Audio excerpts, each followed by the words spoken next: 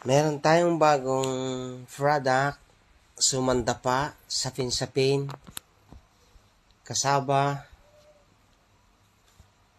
puto, at sumang kamote, pang insalata po mga kalupit, kamatis na Tagalog from Philippines, at pipino from Germany. Yan, wala po siyang pait.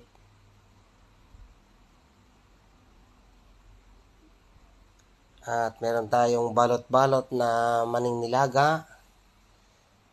At ang kasama po niya ay singaling. Comment lang po mga kalapit kung kilala nyo ang mga pagkain Pinoy. Salamat!